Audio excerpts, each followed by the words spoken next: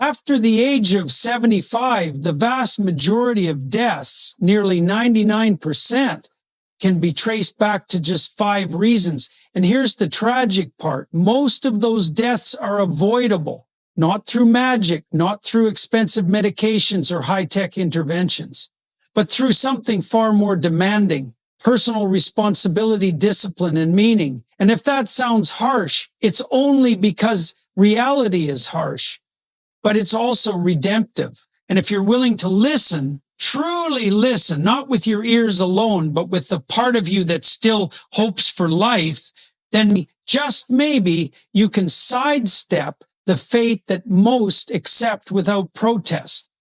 There's a strange illusion we all live under, a kind of subconscious deception.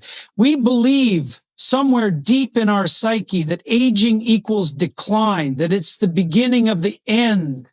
And while biology certainly changes, our muscles shrink, our skin wrinkles, our pace slows, the soul does not decay in the same way. What if I told you that you could enter your 80s stronger in purpose, sharper in mind, more loved and more alive than you were in your 40s? But it requires a transformation, a deep and deliberate reconfiguration of your habits, your relationships, and your mindset. Let me tell you about an old man I once knew. His name was David. He was a retired carpenter, stoic, quiet, the kind of man who built things with his hands and didn't complain when they broke. He had worked hard all his life, raised a family, buried friends, and by 75, he felt like life had passed him by. But then something happened. His wife passed away, and he fell into a deep, almost invisible despair. He stopped walking, stopped talking much, stopped eating anything that wasn't easy or sweet. Within a year, he was gone, not because of an accident or a rare disease. He died slowly and quietly of disconnection, of a loss of purpose, of a body and mind untethered. Now, if we're going to confront the 5 causes of death that claim nearly everyone after 75, we have to look at them squarely, and we have to understand the moral and psychological architecture that underlies them. They're not just physical processes. They're manifestations of chaos, of entropy, yes, but also of a failure to confront suffering voluntarily. The first, unsurprisingly, is cardiovascular disease, heart attacks, strokes, high blood pressure. These conditions don't just strike like lightning from the sky. They're built brick by brick, year by year, through poor nutrition, sedentary living, unresolved stress, and the absence of deep, genuine relationships. The heart is more than a pump. It is symbolically central to our entire being. And when you neglect it, when you fill it with junk, both literal and emotional, you accelerate your own demise. Most people are dying of broken hearts, and they don't even know it. They don't know that walking 30 minutes a day, eating whole foods instead of processed garbage, and finding someone to love or forgive can add not just years, but vitality to their life. The second cause is cancer. And while some cases are genetic or environmental, many are lifestyle. Your body is a living story, and every choice you make either writes a line of healing or destruction. Smoking, alcohol abuse, chronic inflammation from processed foods, these are slow suicides. And yet, most people justify them under the banner of pleasure or habit or what does it matter now, I'm old anyway. But it does matter. Your cells are listening. Your soul is watching. There's no expiration date on responsibility. Number 3, respiratory diseases, things like COPD, chronic bronchitis, pneumonia. And these, again, often trace back to lifestyle and environmental exposure. But let me push further. They also arise from a kind of learned helplessness. The lungs are the organ of breath, of spirit. In ancient languages, spirit and breath were the same word. So when the lungs fail, it's as if the spirit is suffocating. People who stop engaging with life, who stop going outside, who stop filling their homes with fresh air and movement, begin to slowly die from the inside out. And that's not poetic exaggeration. That's physiology intertwined with psychology. The fourth cause is neurodegenerative disease, dementia, Alzheimer's, Parkinson's. These are terrifying afflictions, not only because they rob us of memory and motor function, but because they erode the very essence of who we are. But even here, there is hope. Research has shown time and time again that intellectual stimulation, deep social bonds, physical activity, and a sense of purpose delay and even prevent the onset of cognitive decline. You are not a passive victim of fate. Your brain is plastic. It responds to how you live. If you keep learning, keep challenging yourself, keep loving, your brain keeps growing, even at 80.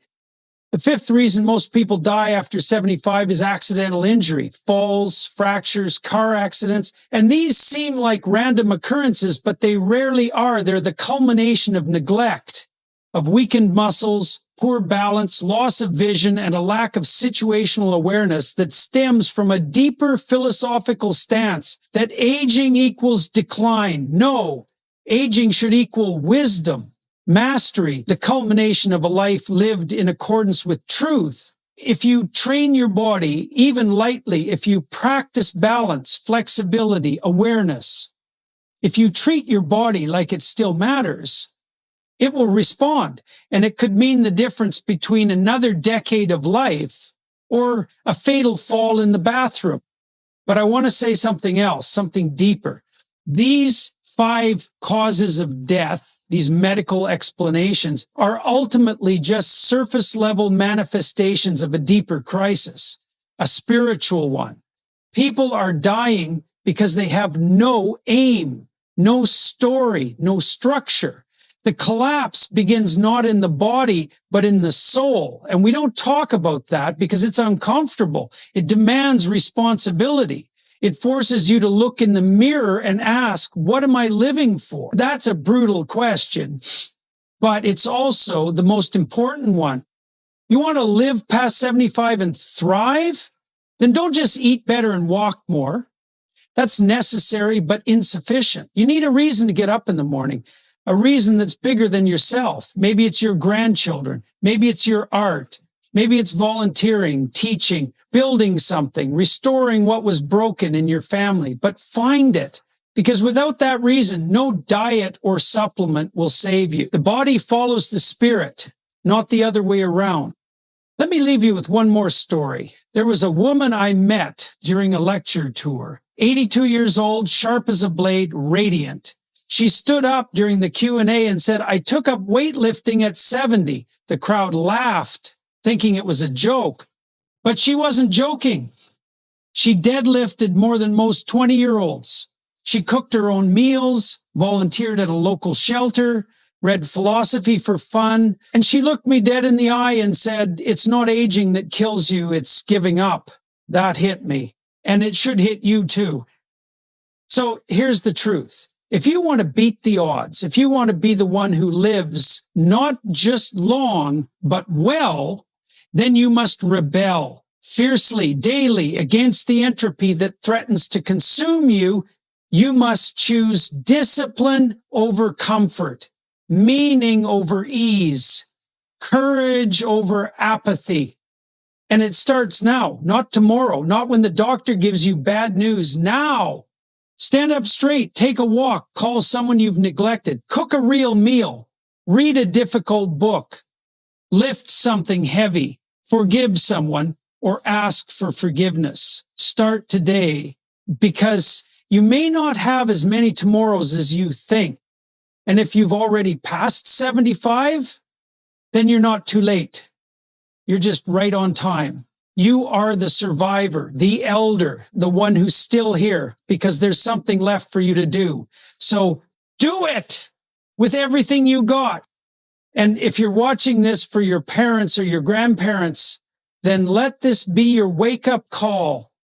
Don't just sit and watch them fade. Engage with them. Invite them back to life. Remind them that their story isn't over, that they are still needed, still wanted, still loved. Now listen, this isn't just a motivational video. This is a confrontation with reality, and it's also an invitation to live fully Not just until 75, but until the very last breath, with strength, with grace, with meaning.